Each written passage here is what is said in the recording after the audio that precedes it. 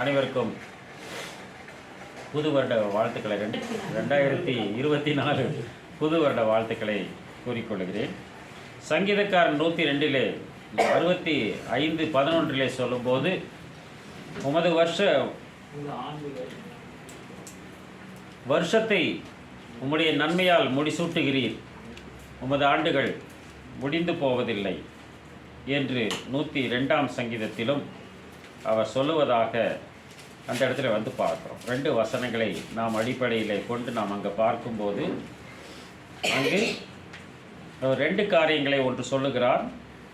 ஒன்று, உமது வருஷங்கள் உமது பாதைகள் நெய்யாய் பொழிகிறது என்று சொல்லுகிறார்.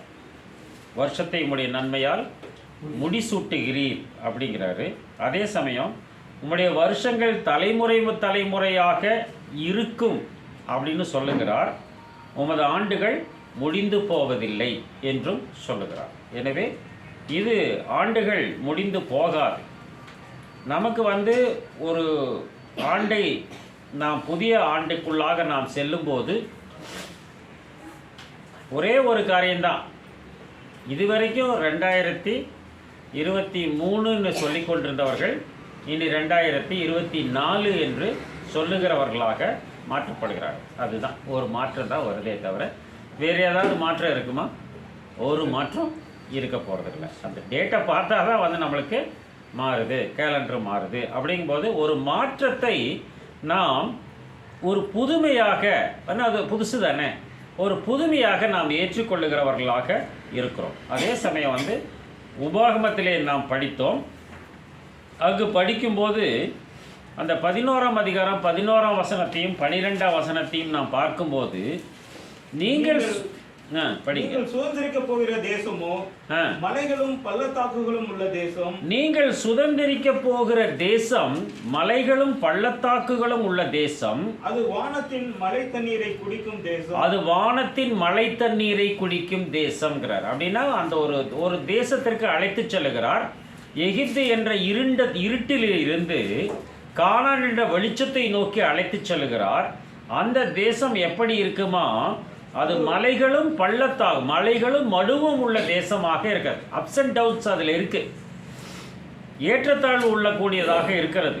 ஆனால் ஏற்றத்தாழ்வு இருக்கக்கூடிய அது தேசமாக அது இருந்தாலும் அது வானத்தின் மழை தண்ணீரை குடிக்கும் தேசம் அப்படின்னு அந்த இடத்துல சொல்கிறார். அந்த தேசத்துக்கு என்ன பண்ணுறாரு? அப்போ அது நீரூற்றுகளை பற்றி பேசவில்லை, கிணறுகளை பற்றி பேசவில்லை, குளம் குற்றைகளை பற்றி பேசவில்லை. அது வானத்தின் மழை தண்ணீரை குடிக்கும் தேசம்ங்கிறார். மழை தண்ணீரை குடிக்கும் தேசம்னு சொல்லியிருந்தாவே போதுமே இல்லையா? அது வானத்தின் மழை தண்ணீர் என்று ஏன் சொல்ல வேண்டும் அப்படின்னு ஒரு கேள்வி அந்த இடத்துல வருது இல்லையா? மழைங்கிறது ஒரு வானத்திலிருந்து தான் வரும். ஆனால் வானத்தின் மழை தண்ணீர் என்று அவர் சொல்லுவதாக அந்த இடத்துல நாம் பார்க்குறோம். அதனால தான் 32 உபாகமம் 32:2 மழையானது இளம் பயிரின் மேல் பொழிவது போல, மழையானது வானத்தின் மழை இளம் பயிரின் மீது பொழிவது போல என் உபதேசம் பொழியும். பொழிவது போல என் உபதேசம் பொழியும் அப்படிங்கிறாரு. பனித்துளிகள் புல்லின் மேல் இறங்குவது போல என் வசனம் இறங்கும். பார்த்தீங்களா? பனித்துளிகள் புல்லின் மீது இறங்குவது போல என் வசனம் இறங்கும். வானத்தின் மழை அப்படின்னு சொல்லுகிறார். அப்போ மழையானது இளம் பயிரின் மீது இறங்குவது போல என் உபதேசம் அப்படிங்கிறார். அப்படி இந்த உபதேசங்கும் போது அதே மாதிரி பனித்துளிகள் புல்லின் மீது இறங்குவது போல என் வசனம் இறங்கும் அப்படின்னு சொல்கிறார். அப்படின்னா இந்த வசனம் எப்படி வருதாமா? புல்லு மேலே பனி புல்லின் மேலே இறங்குற மாதிரி இறங்குமாமா. அப்படின்னு அப்படி சாஃப்டாக இறங்கும்.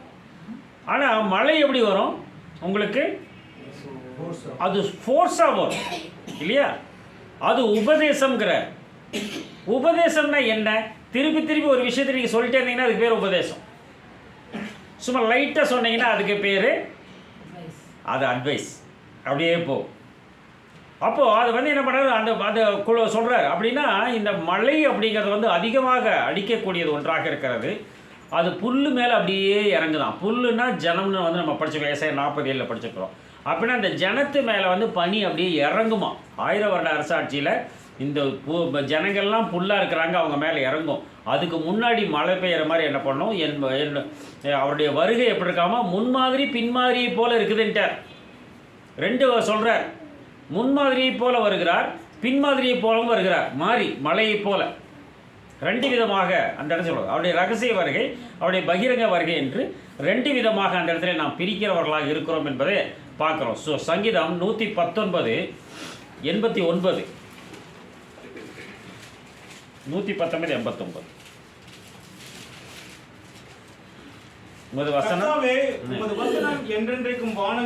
கர்த்தாவே உம்முடைய வசனம் என்றென்றைக்கும் வானங்களில் நிலைத்திருக்குதுன்றார். அப்படிதான் வானத்தின் மழைன்றாரு. மழை வர்ற மாதிரி என்ன வரணும், உபதேசம் வரனாரு. இந்த வசனம் எங்க இருக்குங்கிறாரு, வானத்தில் நிலைத்திருக்குங்கிறாரு. அப்படின்னா வானத்துல இருந்து தான் வருது இல்லையா? இப்போ நான் பேசிட்டு இருக்கிறேன், இது வந்து வீடியோ பண்றாங்க. இது எங்க போகுது? இது எங்க போகுது? உங்க பாக்கெட்டுக்குள்ள போகுதா, உள்ள பெட்டிக்கு ட்ரங்க் பெட்டிக்குள்ள போகுதா? அது வானத்துக்கு போகுது. இந்த வசனம் எங்கே போகுது? வானத்துக்கு போகுது. அப்புறம் எங்கேருந்து வருது? நீங்கள் வந்து டவுன்லோட் பண்ணி பார்க்கும்போது அது வானத்திலிருந்து வருது. அப்படின்னா வசனம் வந்து வானத்தில் நிலைத்திருக்கிறது அப்படிங்கிறத தான் இந்த இடத்துல பேசுகிறார். சங்கீதம் மன்னிக்கவும், ஏசாயா 55 10 11. ஏசாயா 55 10 11. வாரியும் உறைந்த மழையும் வானத்திலிருந்து இறங்கி. பாத்தீங்க, வாரியும் உறைந்த மழை அப்படின்னா பனி என்ன பண்றாரு, அது ஃப்ரோசன் மாறி இருக்கு இல்லையா? மாரியும் உறைந்த மழையும் வானத்திலிருந்து இறங்கி அவ்விடத்துக்கு மேலே போறது இல்லையாமா இல்லையா? அது மேலே போகாது. அவ்விடத்துக்கு திரும்பாமல் பூமியை நனைக்கிறது. அதில் முளை கிளம்பி விளையும்படி செய்து விதைக்கிறவனுக்கு விதையும் புசிக்கிறவனுக்கு ஆகாரத்தையும் கொடுக்குதுன்ட்டார். அப்படின்னா வானத்திலிருந்து மழை வருது, அது பூமியை வந்து கொஞ்சம் கொஞ்சமாக நினைக்குதா, முழுசாக நினைக்குதா? முழுசாக நினைக்குது. புரியுதுங்களா? எங்கே மழை பெய்யுதா அந்த இடத்துல பூராமே மழை என்னது ஈரம் இருக்கும். ஒருவேளை விட்டு விட்டாக பேசினா வேறு வேறு இடங்களுக்கு இருக்கும் இல்லையா? அப்படின்னா பூரா இடமும் நடக்குது. எங்கேயோ புயல் அடிக்குது, ஆனால் இங்கே நமக்கு மழை வருது இல்லையா? அந்த ஈரப்பதம் நமக்குள்ளே வருது இல்லையா? அப்போ அதே மாதிரி மாரியும் உறைந்த மழையும் வானத்திலிருந்து கிளம்பி பூமியை நினைத்து அவ்விடத்துக்கு திரும்பாமல் விதைக்கிறவனுக்கு விதையை கொடுக்கறது, புசிக்கிறதுக்கு ஆகாரத்தை கொடுக்கறது, அது போல அப்படியே என் வாயிலிருந்து புறப்படும் வசனமும் இருக்கும். அது வெறுமையாய் என்னிடத்திற்கு திரும்பாது. அந்த வசனம் வெறுமையா திரும்பாது. நான் என்னத்தை நினைச்சனோ அது செஞ்சிருங்கிற. அது நான் விரும்புகிறதை செய்து நான் அதை அனுப்பின காரியமாகும்படி வாய்க்கும்ட்டார். புரியுங்களா? அந்த வசனம் எதுக்கு போகுதோ அதை செஞ்சிருங்கிற. நம்ம ஏற்கனவே நம்ம பார்த்துக்கோ, 2 கல்லர்களுக்கு ஒரு கல்லன் தான் மனமாற்றம் அடைகிறானுங்க. ஆனால் என்ன, அவர் எதை விரும்பினார்? அக்கிரமக்காரருக்காக வேண்டிக் கொண்டது நிமித்தம் ஏசாயா 53:12 படிக்கிறோம். அப்படின்னா 2 பேர்த்துக்காக தான் ஜெபம் பண்ணுறாரு. அது ஒருத்தனுக்குள்ளாக போய் அவன் இன்னொருவனுக்கு சொல்லி அந்த காரியம் என்ன பண்ணுகிற 2 பேரையும் மனமாற்றம் செய்யும் இல்லையா? பண்ணணும். சின்னஞ்சிறு வயதில் என்னை தெரிந்து கொண்டார், தூரம் போயிலும் என்னை கண்டு கொண்டார்ன்றார். அப்போ சின்ன வயசில் ஒரு செலெக்ஷன் கொண்டு வந்துடுறேன். அந்த செலெக்ஷனை என்ன பண்ணுறாரு? அவர் எவ்வளவு தூரம் போனாலும் இழுத்துக்கிறார் இல்லையா? பவுல் எப்படிப்பட்டவராக இருந்தார்? அவர் கிறிஸ்தவர்களை துன்பப்படுத்துகிறவராக இருந்தார். ஆனால் என்ன ஆகிட்டார்? அவர் கிறிஸ்துவை பிரசங்கிக்கிறவராக மாற்றப்பட்டார். அப்படிங்கிறது தான் உண்மை என்பதாக பார்க்குறோம். 2 கொரிந்தியர் 9 9-10 வசனங்கள். 2 கொரிந்தியர் 9:9-10.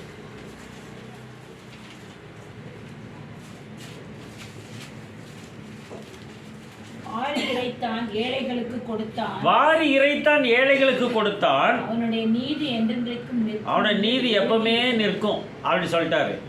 என்று எழுதி இருக்கிறபடி ஆகும். அப்போ வந்து கொடுத்து ஏழையாய் போனவர்கள் இல்லை என்பதா பார்க்குறோம் இல்லையா? வாரி இறைத்தான், ஏழைகளுக்கு கொடுத்தான். அவனுடைய நீதி எப்படி இருக்குமாமா? அது என்றென்றைக்கும் இருக்கும். அப்போ அவர் யாருப்பா? தயாளம் சொல்லுவாங்க இல்லையா? நிற்கும். விதைக்கிறவனுக்கு விதையையும் அங்க புசிக்கிறவனுக்கு ஆகாரம்னு பார்த்தா என்னங்கிறாரு? சாப்பிட்றதுக்கு புசிக்கிறதற்கு ஆகாரத்தையும் அளிக்கிறவர் உங்களுக்கு விதையை கொடுக்கிறார். விதையை கொடுத்து அந்த விதையை கொடுத்து அந்த விதையை பெருக பண்ணி நீதியின் விளைச்சலை வர்த்திக்க பண்ணுகிறார். அப்படின்னா அந்த நீதி தான் அந்த இடத்துல விளையுது. புரியுதுங்களா உங்களுக்கு? அதான் சொல்கிறேன். அப்போ விதையை கொடுக்குறான்னு சொல்கிறாரு. அப்போ எது விதைங்கும் போது மணிக்கு லூக்காவில் படிக்கிறோம் 8ஆம் அதிகாரம் 11ஆம் வசனம். லூக்கா 8:11.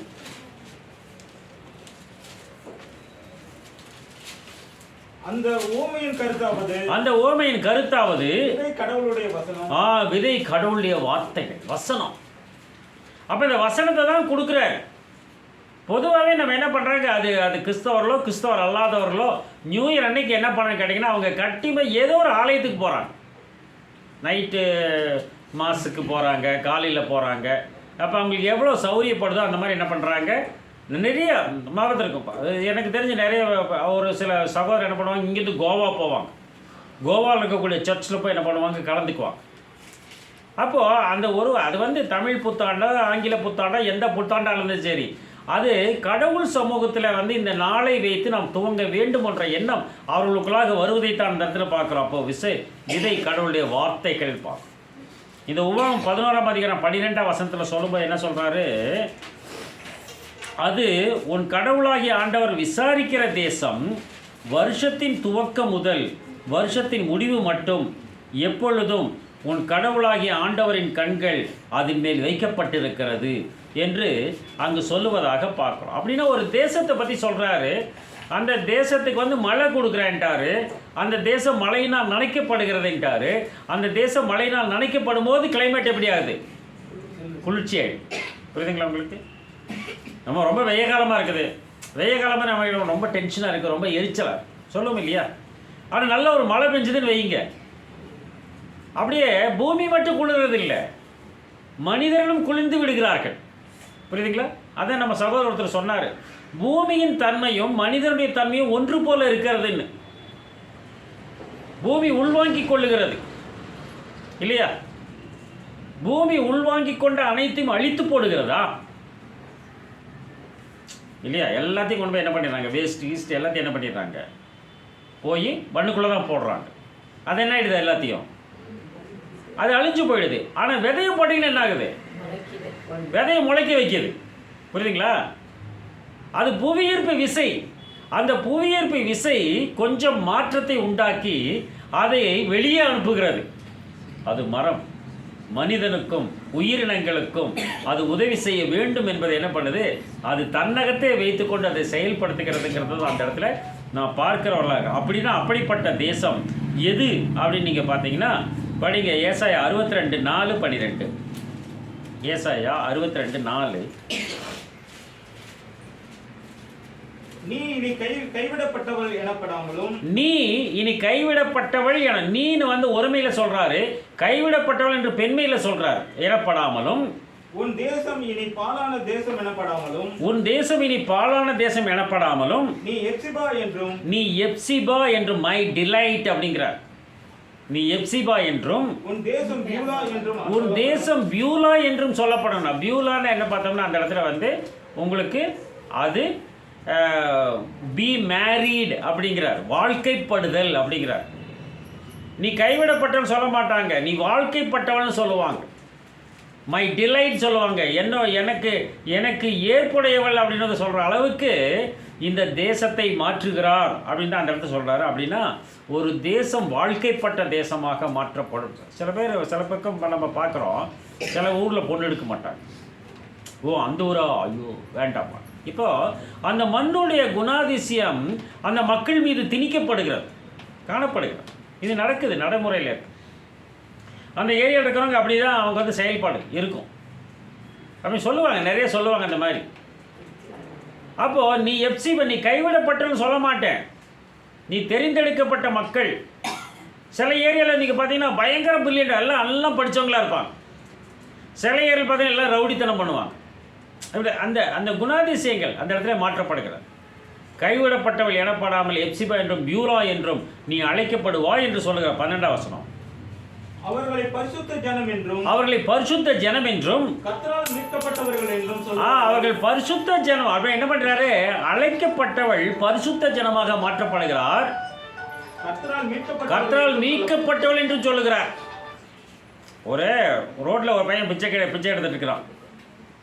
அவன் எப்படி இருப்பான், இன்றைக்கி புது வருஷத்தை அன்றைக்கி எடுத்துருக்கான்னு வெய்யுங்க, அவனை குளித்து நல்ல புது ட்ரெஸ் எல்லாம் போட்டு போய் எழுப்பானா? அவன் அப்படி தான் இருப்பான். ஆனால் நீங்கள் என்ன பண்ணிடுறீங்க, அந்த பையனை நீங்கள் கூட்டிகிட்டு வர்றீங்க, கூட்டிகிட்டு வந்து அந்த பையனை தத்து எடுத்துக்கிறீங்க. அப்போ என்ன பண்ணுவீங்க நீங்கள்? முதல்ல என்ன பண்ணுவீங்க? குளிக்க வைப்பீங்க இல்லையா? அவர்கள் பரிசுத்த ஜனம், கர்த்தரால் மீட்கப்பட்டவர்கள், அவர் சுத்தம் பண்ணும். அதே மாதிரி தான் கடவுள் என்ன பண்ணுறாரு, நம்ம கைவிடப்பட்டவர்களாக இருந்திருக்கலாம் இல்லையா, வாழ்க்கை நெறி கெட்டுப்போனவர்களாக இருந்திருக்கலாம்.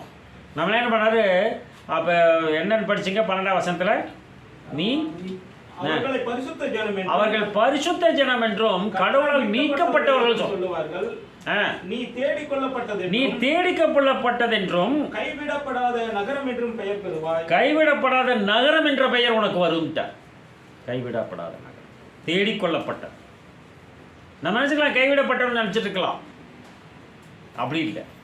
நீ கைவிடப்பட்டவன் சொல்லாம நீ தேடிக்கொள்ளப்பட்டதும் கைவிடப்படாத நகரம் என்றும் பெயர் உனக்கு வைக்கப்படும்ங்கிறதா அந்த இடத்துல வந்து பார்க்குறாங்க. அதுதான் அவங்க எங்கே இருக்காங்க, யார் எங்கே இருக்காங்க, எப்படி இருக்கிறாங்கலாம் எதுவும் தெரியாது நம்மளுக்கு. ஆனால் கடவுளை ஒருத்தரை வந்து முன் குறிச்சிருந்தார்னா அவர்களை என்ன பண்ணுறாரு, தனக்கு பரிசுத்த ஜனமாக இருக்கும்படிக்கு அவர்களை, அதாவது சகோதரர்கள் சொன்னார் இல்லையா, நான் பரிசுத்தர், அதனால் நீங்களும் பரிசுத்தராயிரு, என்னுடைய சிந்தை தூய்மை இருக்கிறதுனால உங்கள் சிந்தையும் தூய்மையாகத்தான் இருக்க வேண்டும் சொல்கிறார். அப்படிப்பட்டவங்கள தான் சேர்த்துக்கிறார். அப்படிப்பட்ட என்ன பண்ணுறாரு, அந்த வழிக்குள்ளாக அவர்கள் வந்து விடுக, தன்னை போல வந்துடுறான். இதுக்காக எங்கள் அப்பாவுக்கு பிடிக்காது, நான் செய்யக்கூடாது.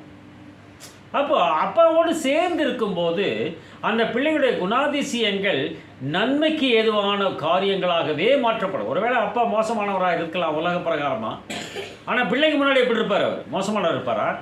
நிச்சயமாக இருக்க மாட்டார் இல்லையா? தான் பிள்ளைங்க நல்லவங்களாக வரணும், நல்ல வாழ்க்கைக்குள்ளே வரணும், நம்மளை விட மேலே வரணும் என்ற உயர்வான எண்ணங்கள் தான் குழந்தைகள் வளர்க்கப்படுகிறார்கள் என்பதை அந்த இடத்துல நாம் தெளிவாக நாம் கண்டுகொள்ளுகிறவர்களாக இருக்கிறோம் பிரியமானங்களே. அதிலே 60:14, ஏசாயா 60:14. உன்னை ஒடுக்கினவர்களின் பிள்ளைகளும் குனிந்து உன்னிடத்தில் வந்து, உன்னை ஒடுக்கினவர்களும் பிள்ளைகளும் குனிந்து உன்னிடத்தில் வந்துங்கிறார். அப்போ அடுத்த சந்ததிக்கு போயிட்டாரு. அடுத்த சந்ததி என்ன பண்ண உங்கள்கிட்ட வந்துருச்சுட்டாரு, உன்னிடத்தில் வந்து உன்னை அசட்டை பண்ணின யாவரும் உன் காலடியில் பணிந்து, உன்னை அசட்டை பண்ணின யாவரும் உன் காலடியில் பணிந்து, உன்னை கர்த்தருடைய நகரம் என்றும், உன்னை கர்த்தருடைய நகரம், ஏன்னா அந்த ரேஞ்ச் மாத்திட்டார். புரியுதுங்களா? ரோட்ல இருந்தவங்க, ரோட்ல இருந்தவங்க கொண்டு என்ன பண்ணிட்டாரு, மினிஸ்டரோட வீட்டுக்குள்ள கொண்டு வந்து வச்சுட்டார். அந்த மினிஸ்டர் வீட்டுக்குள்ள கொண்டு வந்து வச்சோன்னு என்னாச்சு, என்னட்டார் இவரு, அவங்கள சொல்ல படிங்க. உன்னை கர்த்தருடைய நகரம் என்றும், உன்னை கர்த்தருடைய நகரம் என்றும், இஸ்ரவேலுடைய பரிசுத்தரின் சியோன் என்றும், இஸ்ரவேல் பரிசுத்தரின் சியோன் என்றும் உன்னை சொல்லுவார்கள். அப்படின்னா அது வாழ்க்கைப்படும் போது என்னன்னு பார்த்தோம்னா அது கடவுளுடைய நகரமாகவும் அது சியோன் என்ற அடைமொழி அதுக்கு கொடுக்கப்படுகிறதாகவும் அது கோட்டையாக இருக்க, சியோனா கோட்டைன்னு அர்த்தம், கோட்டை மதில், யாரும் அசைக்க முடியாது. அப்படிப்பட்ட நிலைமையிலே அவர்கள் மாற்றப்படுகிறார்கள் என்றுதான் சொல்றாரு. ஒரு கூட்ட ஜனங்களை பற்றி அங்கு பேசிக்கொண்டு வருகிறார் என்பதை பார்க்க சகரியார் புத்தகம் 8ஆம் அதிகாரம் 3ஆம் வசனம். சகரியார் புத்தகம் 8ஆம் அதிகாரம் 3ஆம் வசனம்.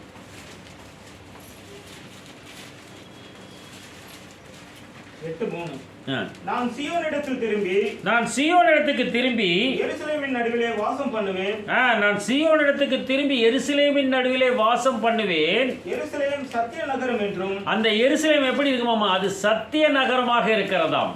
அது உண்மை, வாய்மை என்ன பண்ணுது, அந்த நகரம் மாற்றப்படுகிறது என்றார். அப்போ பரிசுத்த நகரம் சத்திய நகரமாக மாற்றப்படுகிறது.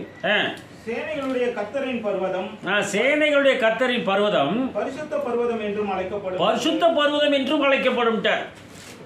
புரியுதுங்களா? அப்ப சத்தியம் பரிசுத்தம், அதனாலதான் சத்தியமும் பரிசுத்தமும் உள்ள ஆண்டவர் என்ற பெயர் அவருக்கு கொடுக்கப்படுகிறது. அப்போ சத்தியவான் எவனும் என் சத்தம் கேட்கிறான்கிறார். புரியுதுங்களா? அப்படிப்பட்ட ஒரு தேசமாக, நகரமாக அந்த சபை மக்கள் மாற்றப்படுகிறார்கள்ங்கிறத தான் அந்த இடத்துல சொல்றாரு. படிச்சிட்டிங்களா? வெளிப்பசேஷம் 21ஆம் அதிகாரம் 10 மற்றும் 9. பெரிதும் உயரமான ஒரு பர்வதத்தின் மேல் என்னை ஆவியில் கொண்டு போய். எனவே அவர் என்ன பண்ணுகிறாரு? பெரிதும் உயரமான ஒரு பர்வத்தின் மேலே ஆவியிலே அவரை கொண்டு போகிறார். கடவுளுடைய மகிமையை அடைந்த எருசலேம் ஆகிய பரிசுத்த நகரம் பரலோகத்தை விட்டு கடவுளிடத்திலிருந்து இறங்கி. அந்த எருசலேம் கைவிடப்படாத நகரம்னாரு, சத்திய நகரம்னாரு. இது என்ன பண்றாரு? அந்த பர்வத்து மேல கொண்டு நிறுத்துறோன்னே கடவுளுடைய மகிமை அடைந்த புதிய எருசலேமாகிய பரிசுத்த நகரம் எங்கிட்டு வருதுன்றாரு? பரலோகத்தை விட்டு தேவனிடத்திலிருந்து இறங்கி வருகிறதை காட்டுகிறார். ஒரு நகரத்தை அப்படியே மேலே கொண்டு போய் அங்கிருந்து கொண்டு வர இல்லையா? யாரோ ஒரு மலையை தூக்கிட்டு போனாங்க பார்த்தீங்களா? அந்த மாதிரி அவர் என்ன பண்ணாரு? அந்த நகரத்தவே மேலே கொண்டு போயிட்டார் இல்லையா? முடிச்சிட்டீங்களா அந்த வசனத்தை? அப்ப அது எந்த அந்த புதிய எருசலேம்ங்கிறது என்ன அப்படின்னு பார்க்கும்போது முந்தின வசனம் பின்பு கடைசியான 9. பின்பு கடைசியான 7 வாதைகளால் நிறைந்த 7 கலசங்களை உடைய அந்த 7 தூதரில் ஒருவன் என்னிடத்தில் வந்து, நீ இங்கே வா, ஆட்டுக்குட்டியானவருடைய மனைவியாகிய மணவாட்டியை உனக்கு காண்பிக்கிறேன் என்று சொல்லி. ஆட்டுக்குட்டியானவருடைய மனைவியாகிய மணவாட்டியை காட்டுகிறேன் என்று சொல்லி தான் என்ன பண்றாரு? கூட்டிட்டு போய் பெரிதும் உயரமான ஒரு பர்வதம் இந்த பர்வதம் கொண்டு போய் என்ன பண்றாரு? இந்த பரிசுத்த நகரம் இறங்கி வருவதை காட்டுகிறார். அதை தான் என்னங்கிறோம்? அந்த நகரத்தை தான் அது ஒரு தேசமாக கருதப்படுகிறது. இப்போ சவுத் இந்தியா இல்லையா, வட தென்னிந்தியா, தென்னிந்தியாவில் இருந்து நீங்கள் நார்த் இந்தியாவுக்கு போனால் அவங்க என்னன்னு கேட்பாங்க? நீங்கள் சவுத் இந்தியனான்னு கேட்க மாட்டாங்க, மதராசின்பாங்க. அப்போது இது பேரே மெட்ராஸ் ஸ்டேட்டு தான், புரியுதுங்களா? அப்படின்னு ஒரு ஒரு ஒரு ஊர் தான் அது, ஒரு நகரம் தான். ஒரு நகரம் ஒரு தேசத்தின் ஒரு தீபகற்பமாக அந்த இடத்துல கருதப்படுகிறது, புரியுதுங்களா? அப்போ அதே மாதிரி அந்த ஒரு சபை மக்கள் தான், சர்ச் தான் அது. அந்த சர்ச்சை என்ன பண்ணிட்டாரு? ஒரு அசம்பிளி ஆஃப் காடாக மாற்றுறார். ஒரு அசம்பிளி, கடவுளுடைய அசம்பிளியாக மாற்றும் போது அது என்னன்னு பார்த்தோம்னா அது ஒரு கண்ட்ரியாகவே மாறுதுன்ட்டார். அதுதான் என்ன பண்ணுறாரு? மாற்றி கொண்டு வருகிறார் அப்படின்னு அந்த இடத்துல நாம் தெளிவாக புரிந்து கொண்டவர்களாக இருக்கும். 1 ராஜாக்கள் 8ஆம் அதிகாரம் 29ஆம் வசனம் சொல்லிட்டாரு.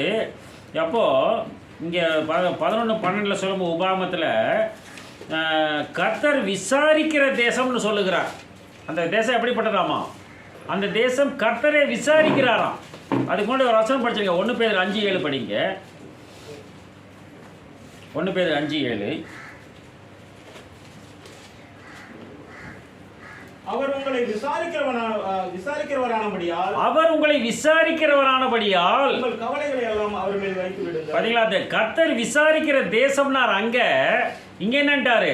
கர்த்தர் உங்களை விசாரிக்கிறவரானபடியால் உங்க கவலையெல்லாம் அவர் மேல வச்சிருங்க. புரியுதுங்களா? அப்ப நம்ம கவலைப்படணுமா? வேண்டாம் இல்லையா? ஏன் அப்படின்னு பார்த்தோம்னா வருஷத்தின் துவக்கம் முதல் வருஷத்தின் முடிவு மட்டும் எப்பொழுதும் உன் கடவுளாகிய ஆண்டவரின் கண்கள் அதன் மேல் வைக்கப்பட்டிருக்குதுன்ட்டார். இப்போ அந்த தேசத்து மேலே அவர் பார்த்துக்கிட்டே அவர் கண்கள் அவர் மீது வைக்கப்படும். நீங்கள் ரொம்ப பிரியமான ஒரு பொருள், பிரியமான ஒரு நபர் நீங்கள் கண்டு கொண்டீர்கள், நீங்கள் பெற்றுக்கொண்டீர்கள். அப்போ நீங்கள் என்ன பண்ணுவீங்க? அதைய வாரத்துக்கு ஒருக்கா அதை எடுத்து பார்ப்பீங்களா? இல்லையா? இந்த முருகாசை வச்சுக்கோமே, இந்த முருகாசை நீங்கள் ரொம்ப நாள் பிரியப்பட்டு வாங்கிட்டீங்க, என்ன பண்ணுவீங்க? நீங்கள் வாரத்துக்கு ஒருக்கா எடுப்பீங்களா? என்ன பண்ணுவீங்க? அப்பப்போ எடுத்து என்ன பண்ணுவீங்க? அதை பார்ப்பீங்க, அதை வாசிப்பீங்க இல்லையா? அந்த பொருள் உங்களுக்கு ரொம்ப பிரியமானதாக இருந்தால் அந்த பொருளை என்ன பண்ணுவோம்? நம்ம டெய்லி எடுத்து குழந்தைங்களை நம்ம பார்த்துருக்குறோம். குழந்தைங்க ஒரு பொருள் மேலே பிரியப்படும். இந்த டிவிலெலாம் பார்த்துட்டு அந்த மாதிரி பொம்மை வேணும்னு பிரியப்படும் இல்லையா? அந்த பொம்மை என்னமோ பொம்மைங்கெல்லாம் இருக்குமில்ல, டோரிமான் அப்படி என்னமோல பொம்மையெல்லாம் இருக்குமில்ல. அப்புறம் ஒரு பொம்பளை பொம்மை இருக்குல்ல, இந்த ஃப்ரோசன் அதெல்லாம் இருக்குமில்ல. அந்த பொம்மையை என்ன பண்ணோம்? அதை வாங்கி கொடுங்க. அது 100 ரூபாயிலேருந்து 5000 10,000 வரைக்கும் இருக்குது. இந்த பொம்மையை 10,000 பொம்மையை வாங்கி கொடுத்துட்டீங்க. எலிசா பொம்மையா? அந்த குழந்தை சொல்லுது, என் பேர் எலிசாரே மாற்றுங்குது குழந்தை. பார்த்தீங்களா? அப்போ என்னது? அதோட மிங்கிள் ஆகிடுது. அந்த பொம்மையை நீ வாங்கி கொடுத்துட்டீங்க, என்ன பண்ணாது? அப்படி டப்பால் போட்டு மூடி வச்சிருமா? அதை எடுத்து பார்த்துக்கிட்டே இருக்கும், அது கூட விளையாண்டுட்டே இருக்கும். இதான் குழந்தை பண்ணுறது, புரியுதுங்களா? அப்போ எது மீது பிரியமாக இருக்கிறார்களோ அதை என்ன பண்ணுகிறார்கள்? அதை வைத்து கொண்டு அதை பார்த்து கொண்டே இருக்கு. அதனால தான் இங்கே சொல்லுமா என்னன்ட்டார் இந்த இடத்துல, வருஷத்தின் துவக்கம் முதல் வருஷத்தின் முடிவு மட்டும் உன் கடவுளாகிய ஆண்டவரின் கண்கள் அதன் மீது வைக்கப்பட்டிருக்குதுன்ட்டார். எதின் மீது வைக்கப்பட்டிருக்கிறது அப்படின்னா, சாலமோன் ஒரு ஆலயம் கட்டுறாரு. 1 ராஜாக்கள் 8ஆம் அதிகாரம் 29ஆம் வசனம்.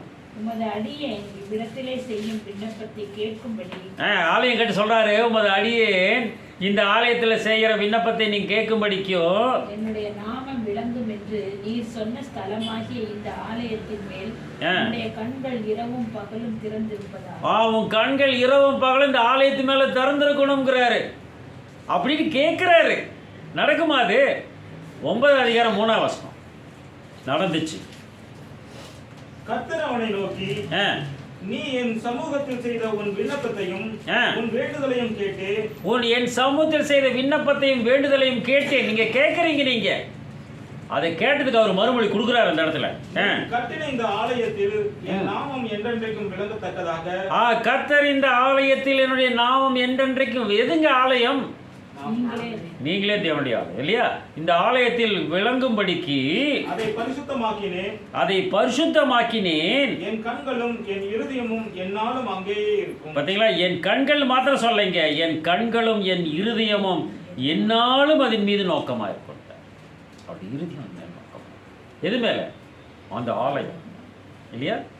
அப்போ நாம அவருடைய ஆலயமாக, அவருடைய தேசமாக நாம் இருக்கும்போது, இது மழை தாழ்ச்சி இல்லாமல் இருக்கிறது, வானத்தின் மழையினால் நனைக்கப்படுகிறது, ஒரு குளிர்ந்த சிந்தை நமக்குள்ளாக வருகிறது, அந்த போட்டி பொறாமை விருப்பு வெறுப்பு எல்லாம் ஒளிஞ்சு போயிடுது. கர்த்தருடைய சொல் கேட்டு நடக்கத்தக்க அளவு நம்மை மாற்றிக்கொள்ளும் போது அது என்னாச்சுன்னு பார்த்தோம்னா, அவருடைய கண்கள் நம்ம மீது நோக்கமாக இருக்கு, நம்மளை பார்த்துக்கிட்டே இருக்காரு எல்லா நேரத்திலும். ஒரு நம்ம மேலே பிரியமா. நீங்கள் எப்படி ஒரு பொருள் மேலே எலிசா பொம்மையா, என்ன பொம்மை, அந்த எலிசா பொம்மை மேலே பிரியமாக குழந்தைருச்சுன்னா அதை பார்த்துக்கிட்டே இருக்கும். அதே மாதிரி நாம் என்ன பண்ணுறோம்? அவருக்கு பிரியமாக இருந்தால் நம்மை பார்த்து கொண்டே இருக்கார். ஆனால் அந்த குழந்தை என்ன பண்ணுது? அந்த பொம்மையை கடிச்சிருது. பெரியவங்க என்ன பண்ணுவாங்க? அது பிரியத்தினால கடிக்குது. ஏன் கடிக்காத? பத்திரமா வச்சுக்கோ. அப்போ அதே மாதிரி நம்முடைய வாழ்க்கையில் நம்ம மாறுபட்ட சூழ்நிலைகள் நம்ம வேண்டாததான் செஞ்சுட்டோம் வையுங்க. நம்ம என்ன பண்ணுறாரு? அவர் நம்மை கண்டித்து நம்மை திருத்தி திரும்பமாக இதை செய்யக்கூடாதுங்கிற அளவுக்கு நம்ம என்ன பண்ணுகிறார்? நம்மை மாற்றி கொண்டு வருகிறார் அப்படின்னு தான் அந்த இடத்துல நம்ம பார்க்குறோம். அப்போது கடவுளுடைய ஆலயமாக நாம் மாறுகிறவர்களாக நாம் இருக்க வேண்டுங்கிறதா என்ன பண்ணுறாரு பார்க்குறோம். அது படிங்க. அவருடைய கண்கள் நம் மீது நோக்கமாக இருக்கிறது என்று சொன்னார் அல்லவா? எப்படிப்பட்ட கண்கள் எதாவது பாருங்க. வெளிப்படுத்தின விசேஷம் 1ஆம் அதிகாரம் 14ஆம் வசனம். வெளி 1:14.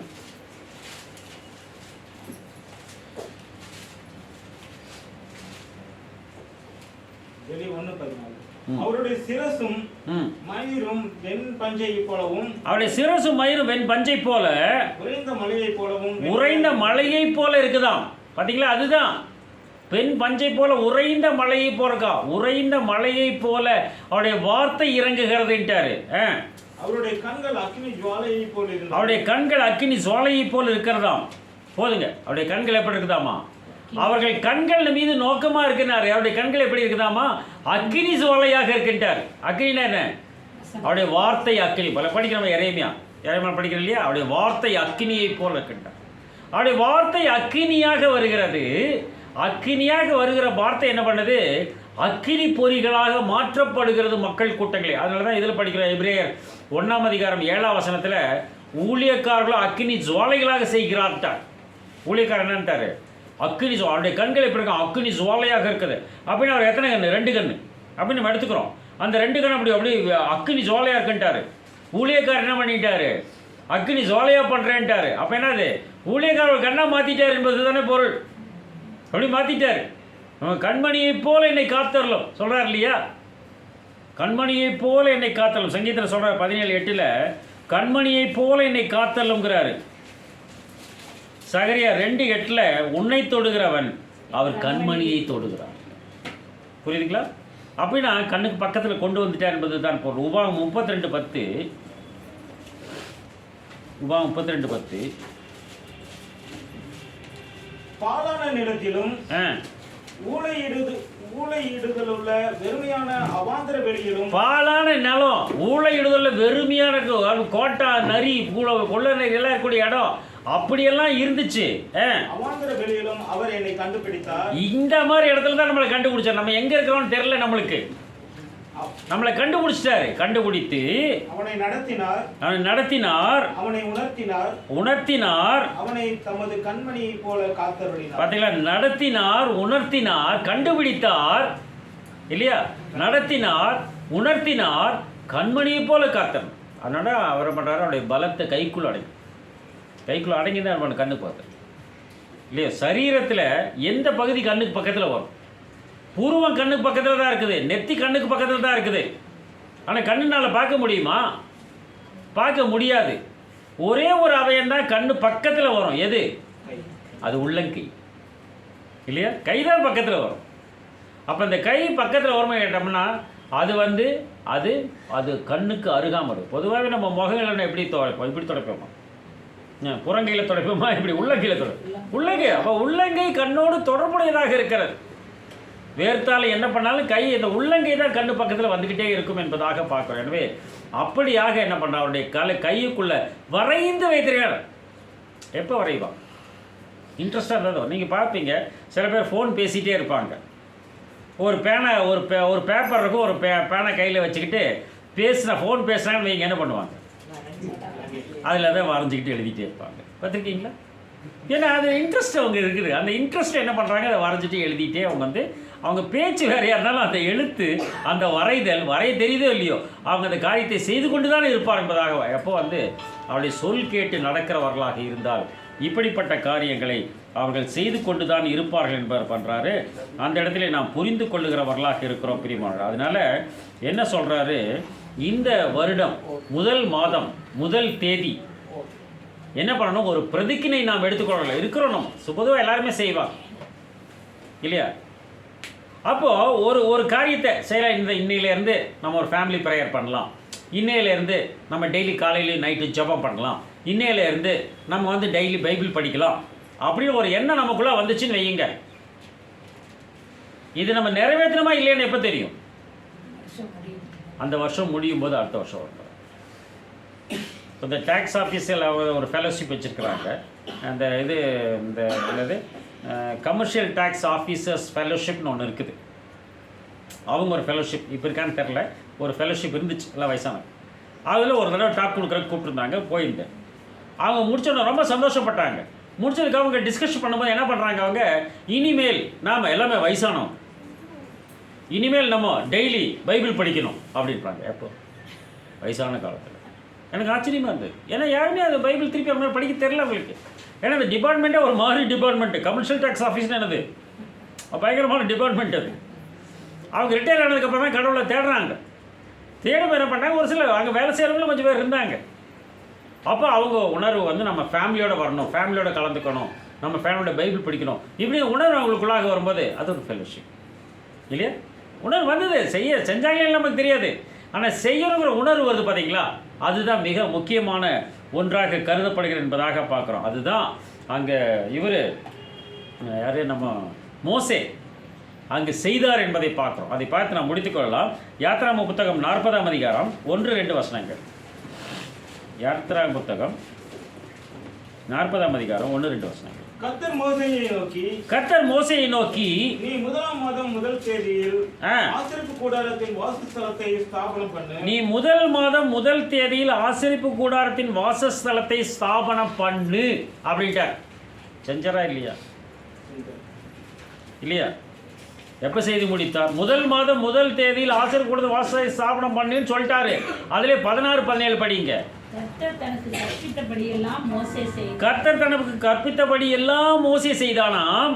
2ஆம் வருஷம் முதலாம் மாதம் முதல் தேதியில் வாசஸ்தலம் ஸ்தாபனம் 2ஆம் வருஷம் முதல் மாதம் முதல் தேதியில் வாசஸ்தலம் ஸ்தாபனம் பண்ணப்பட்டது.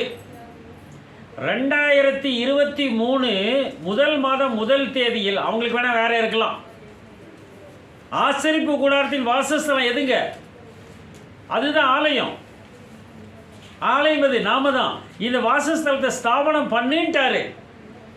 எப்போ செஞ்சு முடிச்சாராம்? அடுத்த வருஷம் 2024 முதல் மாதம் முதல் தேதியில் இது ஸ்தாபனம் ஆயிடுச்சான்னு பார்க்கணுமா, புரியுதுங்களா? அப்படின்னா மோசே அதை செய்தாரா அப்படின்னு பார்க்கும்போது அது எப்படி செய்தார்னு வந்து நம்ம பார்த்து முடித்துக்கொள்ளலாம். 19ஆம் வசனத்தில் வாசஸ்தலத்தின் மேல் கூடாரத்தை விரித்து அதன் மேல் கூடாரத்தின் மூடியை கர்த்தர் தனக்கு கற்பித்தபடியே போடுவித்தான். கூடாரத்துக்கு மேலே என்ன பண்ணிட்டாராம்? கர்த்தர் எப்படி சொன்னாரோ அதே மாதிரி போட்டாராமா. ஒன்று. ரெண்டாவது, அது 20ஆம் வசனத்தில் பின்பு கர்த்தர் மோசேக்கு கற்பித்தபடியே மோசேக்கு கற்பித்தப்பட்டபடியே சாட்சி பிரமாணத்தை பெட்டியில் வச்சு என்ன பண்ணுறாரு? மூடிடுறாராம். கர்த்தர் கற்பித்தபடியே என்ன பண்ணிட்டாராம்? அவர் சாட்சி கூடாரத்தை போட்டாராம், கற்பித்தபடியே சாட்சி பெட்டியை வச்சாராம். 22 பின்பு கர்த்தர் மோசேக்கு கற்பித்தபடியே மேஜையை ஆசரிப்பு கூடாரத்தில் கற்பித்தபடியே மேஜையை ஆசரிப்பு கூடாரத்தின் வாசஸ்தலத்துக்கு வடபுறமாக வைக்கிறாரு. 24 பின்பு கர்த்தர் மோசேக்கு கற்பித்தபடியே மோசேக்கு கற்பித்தபடியே குத்து விளக்கை ஆசாரிய கூடத்து மேஜைக்கு தென்புறமாக வைக்கிறார். 24 படிச்சிட்டிங்களா? 26 பின்பு கர்த்தர் மோசேக்கு கற்பித்தபடியே மோசேக்கு கற்பித்தபடியே என்ன பொறுப்பீடத்தை கொண்டு வந்து வைக்கிறாரு. 28 பின்பு கர்த்தர் மோசேக்கு கற்பித்தபடியே மோசேக்கு கற்பித்தபடியே தொங்கு திரையை வைக்கிறார். புரியுதுங்களா? 32 கர்த்தர் மோசேக்கு கற்பித்தபடியே அவர்கள் ஆசரிப்பு அப்போ கற்பித்தபடியே ஆசர் கூடாதுக்கு முன்னாடி என்ன பண்ணிட்டாரு? பலிபீடத்தை வைக்கிறார். அப்போ அவர் என்ன கரெக்டாக சொல்லியிருக்கார் இல்லையா? கற்பித்தபடியே ஆசரிப்பு கூடாரத்தை உண்டாக்குகிறார், கற்பித்தபடியே சாட்சி பலகையை பெட்டியை வைக்கிறார், பிரமாணத்தை வைக்கிறார், கற்பித்தபடியே மேசையை வைக்கிறார், தென்புறமாக வடபுறமாக வைக்கிறார், குத்து விளக்கை கற்பித்தபடியே வந்து தென்புறமாக வைக்கிறார். அவர் கற்பித்தபடியே என்ன பண்ணுறாரு? பொற்பீடத்தை வைக்கிறாரு. அவர் கற்பித்தபடியே திரைகளை உண்டாக்குகிறார், கற்பித்தபடியே பலிபீடத்தை உண்டாக்குகிறார். ஒன்றை மட்டும் மாற்றி செய்கிறார். அவர் சொல்லவில்லை, சொன்ன மாதிரி சொல்லலை. அவர் 30ஆம் வசனத்தில் பார்த்தீங்கன்னா அவன் ஆசரிப்பு கூடாரத்துக்கும் பலிபீடத்துக்கும் நடுவே தொட்டியை வைத்து கழுவுவதற்கு அதிலே தண்ணீர் பார்த்தான். ஆமாம், கையும் கழுவி கழிக்காங்கன்ட்டார். அப்படின்னா பூமிக்கு கீழே இருக்கிறத பற்றி அவர் பேசலை. தொட்டி எங்கே இருக்கு? இப்போ நம்ம ஒரு வீடு கட்டுறோம்னு வச்சுக்கோமே, வீடு கட்டுறோம்னு வச்சுக்கோம். ஒரு வீடு கட்டணும்னா நம்ம என்ன பண்ணணும்? முதல்ல வீடு கட்டணும்னா தண்ணி தொட்டி கட்டணும், போர் போடுவோம், சாயில் பார்ப்போம், அப்புறம் எங்கே கிடைக்குன்னு பார்ப்போம், அப்புறம் உடனே கட்டிடுவீங்களா? அடித்தளம் போடுவீங்க, அப்புறம் இதெல்லாம் போடுவீங்க. பிளான் ஃபர்ஸ்ட் ரெடி பண்ணுவீங்க. அந்த பிளான் என்ன பண்ணுவீங்க? அந்த பிளான் பண்ணி கட்டிடுவீங்களா? அந்த பிளானை அப்ரூவல் வாங்கணும். நீங்கள் பூமிக்கு கீழேன்னா அப்ரூவல் வாங்க வேணாம், அப்படி தானுங்க. பூமி கீழே பண்ணுறதுக்கு வந்து ஒன்றும் தேவையில்லை. மரம் வைக்கிறக்கோ, குழி தோண்டி மரம் வைக்கிறக்கோ, இல்லை இந்த சம்பு கட்டுறக்கோ அதுக்கெல்லாம் தேவையில்லை. ஆனால் பூமிக்கு மேலே நீங்கள் கட்டுறதுக்கு என்ன பண்ணணும்? கண்டிப்பாக அப்ரூவல் வாங்கணும். அந்த அப்ரூவல் படி தான் அவன் என்ன சிஸ்டம் வச்சுருக்கானோ, என்ன திட்டங்கள் வச்சுருக்கிறானோ அதுபடி தான் அந்த கட்டடத்திலே கட்டணும்.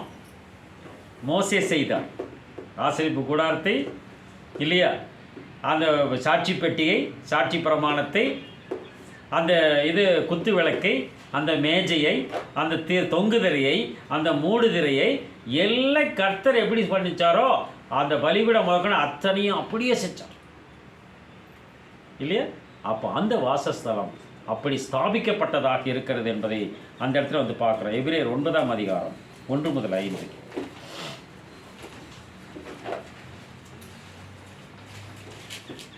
எபிரேயர் 9:1 முதல் 5.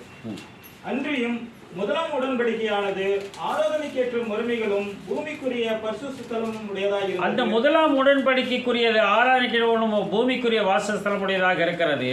எப்படி எனில் ஒரு கூடாரம் உண்டாக்கப்பட்டிருந்தது. ஒரு கூடாரம் உண்டாக்கப்பட்டிருந்ததாம். அதில் முந்தின பாகத்தின் குத்து விளக்கும், அதில் முந்தின பாகத்தின் குத்து விளக்கு இருந்ததாம். மேஜையும், மேஜை, தேவ சமூகத்து அப்பங்களும் இருந்தன. தேவ சமூகத்து அப்பங்கள் இருந்தது. இதெல்லாம் கர்த்தர் கற்பித்தபடியே நியமித்தார். அது பரிசுத்த ஸ்தலம் எனப்படும். அது பரிசுத்த ஸ்தலம் எனப்பட்டதாம். இரண்டாம் திரைக்குள்ளே மகா பரிசுத்த ஸ்தலம் எனப்பட்ட கூடாரம் இருந்தது. அது மகா பரிசுத்த ஸ்தலம் எனப்பட்ட கூடாரம் இருந்ததாம். அதிலே பொன்னால் செய்த தூபகலசமும், அதில் பொன்னால் செய்த தூபகலசம், முழுவதும் பொற்தகடு பொதிக்கப்பட்டிருந்த உடன்படிக்கை பெட்டியும், முழுவதும் பொற்தகடு பொதிக்கப்பட்ட உடன்படிக்கை பெட்டியும் இருந்தன. இது எல்லாம் இருந்துச்சாம். அப்படின்னா அது வாசஸ்தலமாக, அது தேசமாக, அது வாசஸ்தலமாக நம்மை மாற்றுகிறார். அப்படிதானே அர்த்தம்? நம்ம ஆலயமாக மாற்றுகிறார். அப்போஸ் தீர்க்கதரிசி என்பவர் மீது அட்டகப்படுகிற கடவுளுடைய வாசஸ்தலமாக இருக்கிறேன் என்று சொல்லுகிறார் இல்லையா? இதெல்லாம் சொல்றாரு. உமது ஆண்டுகள் முடிந்து போவதில்லைங்கிறாரு. நீரோ மாறாதவராக இருக்கிறீர்களாரு. உமது வருஷங்கள் தலைமுறை தலைமுறையாக இருக்கும்ங்கிறாரு. வருஷத்தை முடிய நன்மையால் முடிசூட்டுகிற பாதையை நெய்யாய் பொழிகிறது என்று சொன்னார். முடிச்சுங்க 4-5 வசனங்கள். அந்த பெட்டியிலே மன்னர் வைக்கப்பட்ட பொற்பாத்திரமும், ஆரோனுடைய துளித்த கோலும், உடன்படிக்கையின் கற்பலகைகளும் இருந்தன. இதெல்லாம் இருந்துச்சான். அது என்ன இருக்காமா? உடன்படிக்கை பெட்டி இருக்கான், கிருபாசனம் இருக்கான், ஆரோனுடைய துளித்த கோல் இருக்குதான், உடன்படிக்கையின் கற்பனைகள் இருக்குதான். அதற்கு மேலே மகிமையுள்ள கேருபீன்கள் வைக்கப்பட்டு, இதுக்கு மேலே மகிமையுள்ள கேருபீன்கள் வைக்கப்பட்டு, இதெல்லாம் கர்த்தர் கற்பித்தபடியே மோசே செய்தார். வைக்கப்பட்டு கிருபாசனத்தை நிழலிட்டிருந்தன. இது கிருபாசனம் அப்படியே நிழல் இருக்க. கிருபாசனம் மெர்சி சீட், அவள் வந்து உட்கார்றது கிருபையின் ஆசனம். இவைகளை குறித்து விவரமாய் பேச இப்பொழுது சமயம் இல்லை. எனவே பிரியமானவர்களே, இவைகளை குறித்து விவரமாய் பேச இப்போது சமயமில்லை. மற்றொரு சமயத்திலே இந்த காரியங்களை நாம் பேசிக்கொள்ளலாம். பிதாவாகிய யாவே கடவுள் குமாரனாகிய இயேசு கிறிஸ்துவை கொண்டு இந்த வார்த்தைகளை ஆசீர்வதிப்பாராக. ஆமென்.